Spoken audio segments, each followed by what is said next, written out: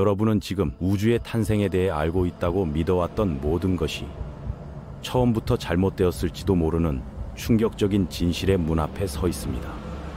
오랫동안 우리는 상식이라 여긴 개념 위에 우주의 시작을 설명해 왔습니다.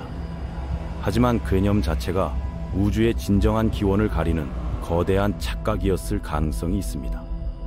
빅뱅이라는 이름, 이 한 단어가 우리의 상상과 이해를 잘못된 방향으로 이끌어왔습니다. 우리는 폭발을 떠올립니다. 한 점에서 거대한 에너지가 터져나와 모든 것이 사방으로 흩어지는 장면 말이죠. 그러나 과학이 말하는 우주의 출발점은 그런 폭발이 아니었습니다.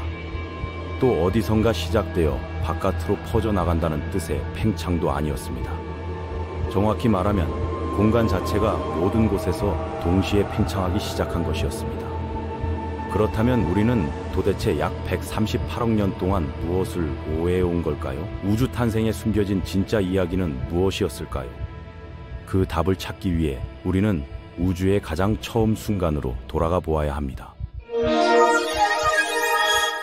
우주는 과거에 더 작고 뜨겁고 밀도가 높았고 그 상태에서 공간 자체의 크기가 커져 왔다는 사실입니다. 현재 우리가 살고 있는 우주는 과거 어느 시점에서 훨씬 작았고 미래에는 더욱 거대해질 것이라는 사실만이 확실합니다. 하지만 가장 근본적인 착각은 빅뱅이 특정한 장소에서 발생했다고 생각하는 것이에요. 실제로는 모든 곳에서 동시에 일어났습니다. 이것은 공간에서 벌어진 사건이 아니라 시간에서 벌어진 사건이었어요. 마치 시계의 첫 번째 똑딱거림과 같았죠. 우주에 존재하는 모든 원자, 모든 입자들은 진화의 기원을 거슬러 올라가면 수백억 년 전의 그 순간으로 추적됩니다. 놀랍게도 빅뱅은 지금 여러분이 앉아있는 바로 그 방에서 일어났습니다. 안드로메다 은하에서도 여러분의 몸 안에서도 알려진 우주와 알려지지 않은 우주의 모든 공간에서 동시에 발생했어요. 전체 우주는 과거에 더 작고 더 뜨겁고 더 밀도가 높았던 상태에서 현재의 모습으로 변화한 것입니다. 빅뱅 이론이 우리에게 전하는 가장 중요한 교훈은 우주에는 중심도 가장자리도 없으며 그 어떤 특정한 지점에서 확장이 시작된 것이 아니란 점이에요. 우주는 아무 데서도 확장되고 있으며 동시에 모든 곳에서 확장되고 있습니다. 하지만 여기서 모순이 발생하죠. 137억 8,700만 년 전 우리의 이론은 우주가 특이점이라는 무한한 밀도를 가진 공간적 범위가 없는 지점에 모든 것이 포함되어 있었다고 말합니다. 이것은 논리적으로 말이 되지 않아요. 이러한 특이점의 존재는 빅뱅이 모든 것의 진정한 시작을 나타낸 것이 아니라 단순히 우리의 방정식과 수학, 물리학이 제대로 작동하지 않는다는 강력한 힌트일 뿐입니다. 특이점은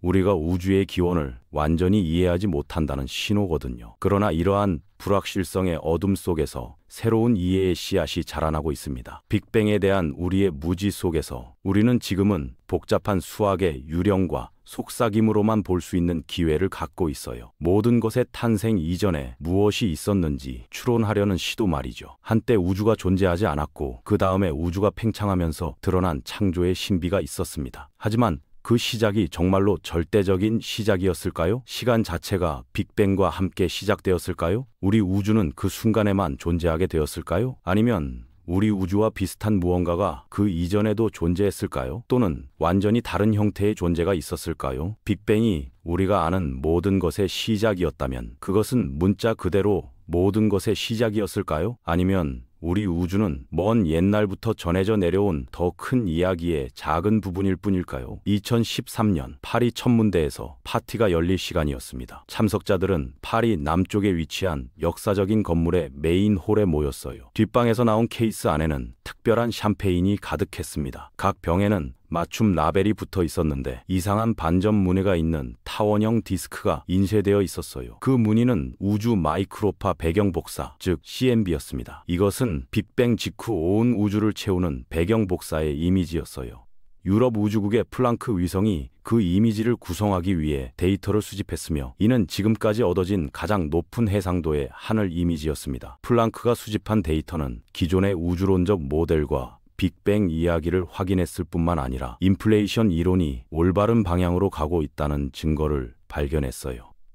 인플레이션은 아주 초기 우주가 짧은 시간 안에 기하급수적으로 커졌다는 가설적 사건입니다. 빅뱅은 실제로는 빅뱅이 아니었습니다. 천문학자 프레드 호일이 다소 조롱하는 의미로 만든 이 이름은 실제로는 우주 모델에 대한 일반적인 설명일 뿐이에요. 우리 우주는 과거에 더 작았고 미래에 더 커질 것이라는 단순한 사실 말입니다. 이 모델에서는 실제로 우주의 창조를 시작한 폭발적인 사건이나 우리가 아는 모든 것을 발생시키는 공간에 빠른 전개가 없어요. 대신 훨씬 더 간단합니다. 그것은 단지 더 작은 상태에서 더 큰 상태로의 단순한 확장일 뿐이죠. 이 이론에서 우리는 137억 8,700만이라는 숫자를 0.02의 불확실성으로 할당할 수 있습니다. 단순한 숫자이지만 이 숫자는 특별해요. 현재 우주의 나이에 대한 최상의 추정치는 실제로 빅뱅 이론의 직접적인 결과입니다. 시간이 존재하기 전에 우주가 단순히 생성되었던 순간이 있었고 그 순간은 137억 8,700만 년 전에 존재했어요. 하지만 그것은 우리가 아는 한 시간의 차원일 뿐입니다. 우리 우주를 구성하는 3차원 공간은 무한히 클 수 있거든요. 우리가 관측할 수 있는 우주에는 한계가 있습니다. 빛의 속도의 유한성에 의해 설정된 경계로 그 한계는 약 450억 광년 떨어져 있어요. 그 너머로는 더 많은 우주, 더 많은 별과 은하, 가스와 먼지가 있다고 추정하지만 우리는 확실히 알지 못하죠. 공간의 방향으로는 무한할 수 있지만 시간 방향으로는 그렇지 않습니다. 우리 우주가 너무 멀리, 너무 많이 확장되어 모든 별이 죽고 존재가 절대 온도에 가까운 얇은 입자수프에 불과할 때에도 우주는 여전히 존재할 것이에요. 하지만 과거는 다릅니다. 우리 인식에는 한계가 있어요. 우리 이해의 경계선이 있습니다. 우주가 무한히 크고 영원히 미래로 확장될지라도 그것은 모두 무언가에서 비롯되었거든요. 이 간단하고 직접적인 빅뱅 모델은 은하가 우리에게서 멀어지는 것처럼 보이는 현상, 우주 마이크로파 배경 복사의 출현, 심지어 우주에 존재하는 가벼운 원소의 양과 같은 풍부한 관측 데이터를 설명할 수 있었습니다. 하지만 다른 과학 이론이나 모델과 마찬가지로 빅뱅에도 단점이 있었어요. 1979년 물리학자 앨런 구스는 당시 우주가 자연적으로 자기 당극자, 우주끝 및 기타 기괴한 은하간 공간과 시간의 휘어짐과 같은 상당한 수의 결함을 생성하는 것처럼 보인다는 점을 지적했습니다. 하지만 이러한 이상한 현상들은 실제 우주에서 관찰된 적이 없었기 때문에 구스는 순수한 상상력으로 이를 제거할 방법을 찾으려고 노력했어요. 그는 빅뱅이 정말로 그 이름에 더 가까운 무언가였는지 궁금해했습니다. 구스는 우주에 거주할 새로운 실체, 스칼라장이라고 불리는 것을 제안했어요. 장은 물리학에서 새로운 아이디어가 아니었습니다. 아인슈타인의 일반 상대성 이론과 함께 현실에 대한 우리의 이해의 기초가 되는 양자장 이론에서 존재하는 모든 것은 실제로 우주를 채우는 기본 양자장의 표현이거든요. 이 양자장은 올리브 오일과 식초가 빵 한 조각을 적시는 것과 같은 방식으로 공간과 시간을 흡수합니다. 모든 입자는 자체 관련 장을 가지고 있어요. 광자의 경우 전자기장이라고 하는 장, 전자의 경우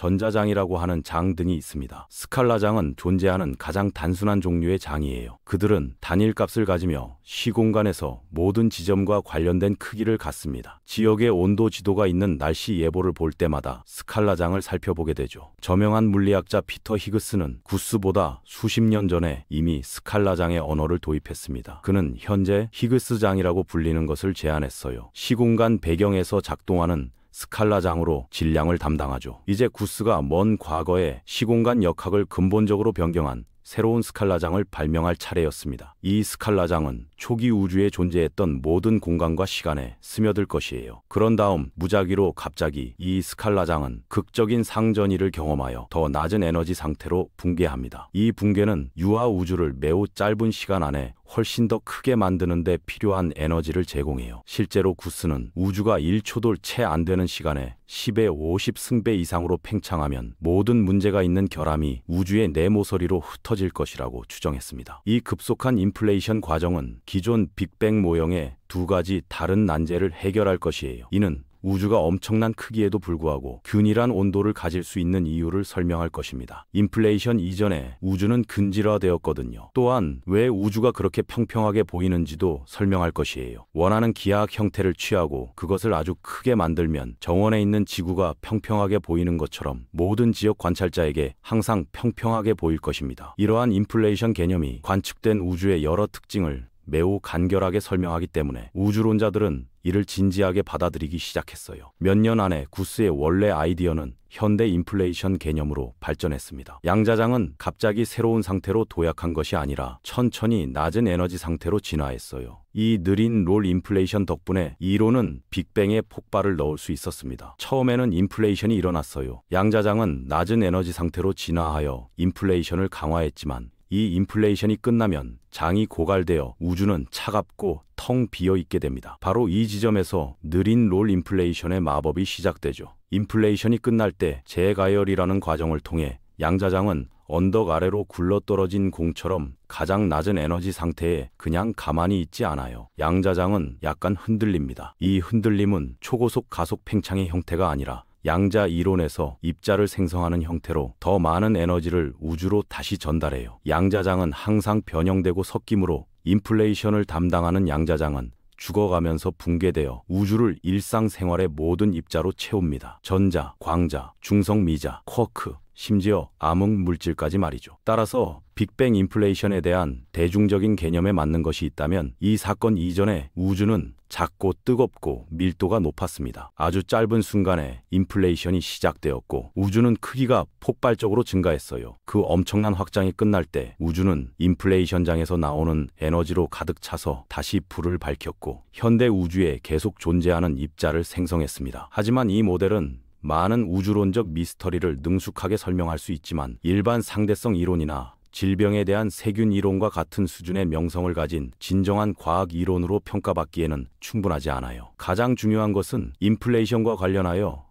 우리가 답보다 더 많은 질문을 가지고 있다는 것입니다. 우리는 그것을 그동안 양자장의 정체를 모르거든요. 그것이 오늘날까지 살아남더라도 그것은 우리가 감지할 수 있는 능력을 훨씬 넘어선 과거 자아의 깨진 그림자일 뿐입니다. 일부 우주론자는 이러한 결함으로 인해 인플레이션은 건전한 과학 이론이 아니라고 주장해요. 하지만 양자장이 천천히 진화하여 빠른 팽창을 유발한 다음 입자가 넘쳐나는 인플레이션의 일반적인 개념은 테스트 가능하고 실제로 테스트된 몇 가지 일반적인 예측을 합니다. 인플레이션 행위는 우주를 빠르게 확장한 것이 아니라 시공간을 구성하는 모든 작은 양자 거품을 빠르게 확장했어요. 양자 거품은 현실의 가장 낮은 수준에서 미시적으로 존재합니다. 인플레이션 하이 우주의 놀라운 확장은 그 거품을 여전히 매우 작은 변화로 바꾸었지만 확실히 이전보다 더 커졌고 이것이 구조의 씨앗을 형성했어요. 시공간의 미세한 변화는 장소마다 중력 차이를 초래했고 시간이 지남에 따라 이러한 차이는 결국 우주에서 가장 거대한 구조가 되었습니다. 모델의 정확한 역학과 관계없이 인플레이션에 대한 일반적인 이론은 우리가 관찰하는 우주의 구조에 매우 특정한 통계적 속성을 예측하며 이러한 구조를 측정하는 가장 깔끔한 방법은 우주 마이크로파 배경을 매핑하는 것이에요. 이것은 우주가 불과 38만 년이었을 때의 남은 빛입니다. 인플레이션에 대한 주요 테스트 중 하나는 스칼라 분광지수라고 하는 것이에요. 우주 마이크로파 배경 지도에는 많은 변형이 있습니다. 다양한 크기의 얼룩은 우주의 더 차갑고 더 뜨거운 부분을 나타내요. 우주론자는 이 지도를 스펙트럼으로 변환하여 얼마나 많은 큰 변동이 있는지, 얼마나 많은 중간 변동이 있는지, 얼마나 많은 작은 변동이 있는지 측정할 수 있습니다. 하나의 스칼라 지수는 모든 크기의 변동이 일반적인 패턴에 동일한 기여를 한다는 것을 알려줘요. 인플레이션 모델은 일반적으로 1보다 약간 작은 스칼라 지수를 예측합니다. 2013년 플랑크 미션은 이 수치를